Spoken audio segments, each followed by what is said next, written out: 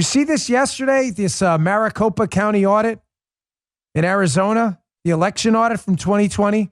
This is really shocking stuff. They had a hearing up on Capitol Hill. And as Mike Cernovich noted on Twitter, and he's correct, it's really fascinating how all the big mouths on the 2020 election, it's all a hoax. It's all a conspiracy theory. A rigged election, conspiracy theory losers. It's really incredible. All the people saying that are really brave on Twitter. And then when you get them up under oath, like they were on Capitol Hill yesterday, a lot of these Arizona County election officials, kind of weird how they tell a different story, no? Here's part one of this yesterday. I have two cuts from this. Here's an excellent Congressman, Andy Biggs from Arizona, asking these Maricopa County officials some questions. Hey, did you guys delete a bunch of files? Is this standard practice? That'll be part two. Why did you delete a bunch of files? And listen to the hemming and hawing and the lack of a straight answer by Maricopa County election officials who can't seem to give a straight answer as to why they deleted a bunch of files. Check this out. Is it standard practice to delete files off a server after an election, Mr. Bennett?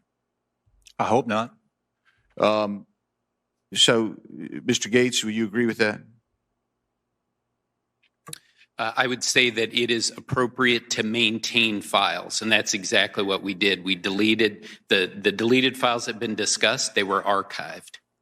So you admit that you guys did delete, Maricopa County did delete files off the server after the election? That are archived.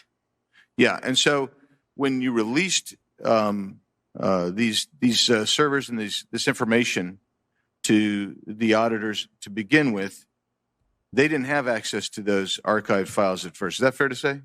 They did not subpoena those. That's correct. Okay, so you didn't feel obligated to turn that over then to them? We responded to the subpoena. Okay. Mr. Bennett, your response to that? I find it, frankly, laughable to suggest that a county, in response to a subpoena, could say we will delete files from the hard drives and materials that we give to the auditors because we have those files archived on data that we did not give to the auditors when the subpoena said turn over all the records related to the election.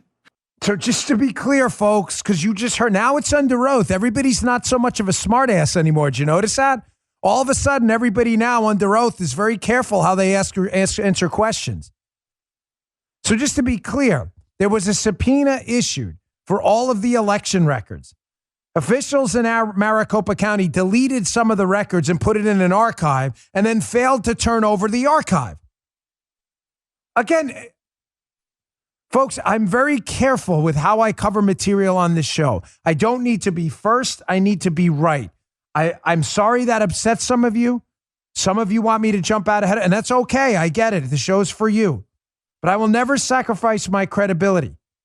But why in hell would you not turn over material if you had nothing to hide and then try to be cute about it?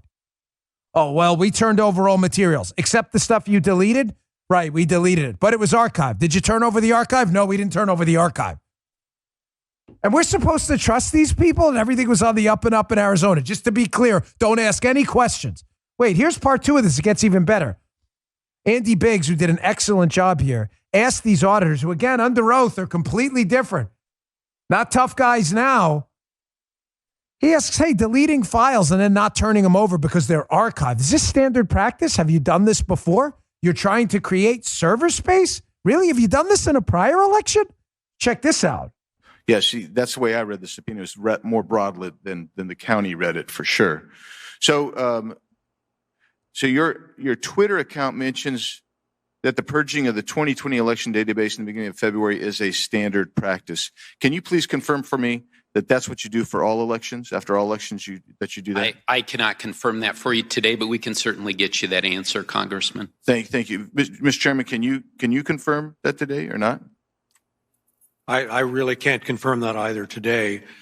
I just know that because there is limited space on these servers, when you have to run another election, then you have to make room for the additional election data. So was there additional? Was there still? Well, let me just rephrase this. if that is the standard practice, which is kind of, I don't think you guys are saying that you know for sure, but the chairman just intimated that that's the case. Can you explain to me why data was still present for prior elections on the databases in and of itself? Yeah, again, I don't have an answer to that question, but we'll certainly get you an answer for it, Congressman.